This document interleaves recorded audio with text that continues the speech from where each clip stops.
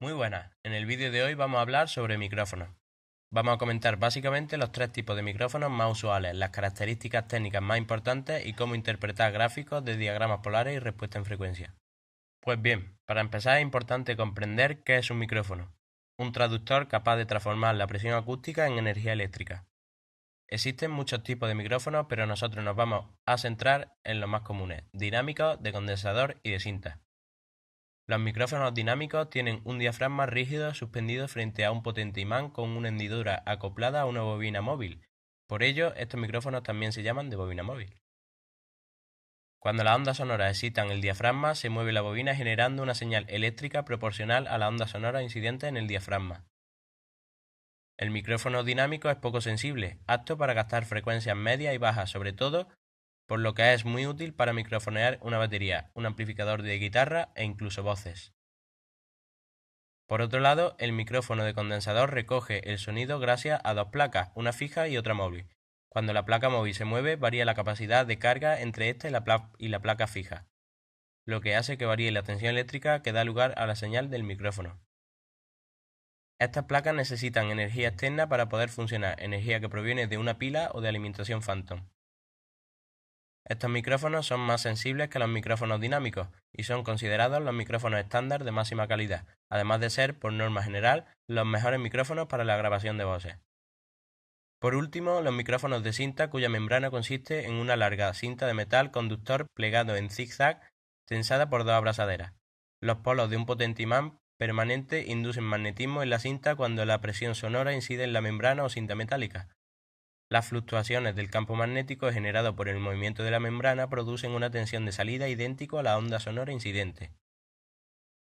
Los micrófonos de cinta son muy utilizados en estudios de grabación por su gran calidad, aunque presenta el inconveniente de que el micrófono y la cinta sobre todo son muy frágiles, por lo que no se emplean para fuertes sonidos como bombo de batería o grabaciones en exteriores. Ahora pasamos a hablar de las características técnicas principales de un micrófono. Empezaremos por la sensibilidad, que no es más que el voltaje de salida que proporciona en función de la presión que recibe en su membrana, o lo que es lo mismo, relación presión-voltaje. La impedancia de salida de un micrófono es la resistencia que ofrece el micrófono frente al dispositivo al que se conecte, que como fuente de voltaje se debe cumplir que la impedancia de salida del micrófono debe ser menor que la impedancia de entrada del equipo al que se conecte, ya sea una mesa de mezcla, una tarjeta de sonido o lo que sea. La direccionalidad o patrón polar es una de las características más importantes de los micrófonos. Se representa en una gráfica que describe las angulaciones con respecto a la membrana a las cuales recoge mejor o peor un determinado sonido. A 0 grados se refiere en perpendicular a la membrana del micrófono y a 180 grados se refiere a la direccionalidad que coincide con la perpendicular trasera de la membrana. Por otro lado, el centro del círculo significa máxima atenuación y el exterior a la mejor captación sonora posible.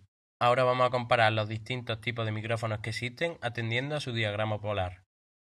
Micrófono cardioide, el cual recibe la mejor captación frente a la membrana, a 0 grados, y ésta se va atenuando conforme nos alejamos de esa normal. El micrófono bidireccional, en cambio, capta el sonido con mejor intensidad tanto a 0 grados como a 180 grados, de ahí su nombre. El micrófono supercardioide es más direccional que el cardioide, puesto que la atenuación al alejarse de la normal es mayor que en micrófonos cardioides, aunque los supercardioides también reciben algo de señal proveniente de los 180 grados. Aunque el micrófono más direccional es el hipercardioide, más conocido como micrófono de cañón, dedicado sobre todo a captar audio dedicado al cine. Por último, el micrófono omnidireccional, que recibe señales con la misma intensidad independientemente de la angulación desde la que se capture el sonido. Y para terminar, vamos a hablar sobre la característica más importante de los micrófonos junto a su patrón polar, y es la respuesta en frecuencia. Esta característica también se representa de forma gráfica y describe la fidelidad con la que un micrófono traduce al dominio eléctrico los sonidos que les llega. Para ello, en el eje vertical se representan los dBSPL y en el eje horizontal la gama de frecuencias audibles. En este ejemplo vemos la respuesta en frecuencia del famoso micrófono Shure SM58.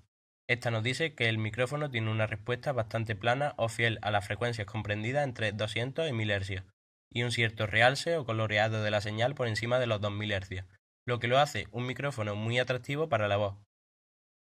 También vemos que por debajo de los 100 Hz el Shure SM58 no recoge tan bien la onda sonora, por lo que no puede ser muy recomendable para microfonear un bombo o el amplificador de un bajo eléctrico.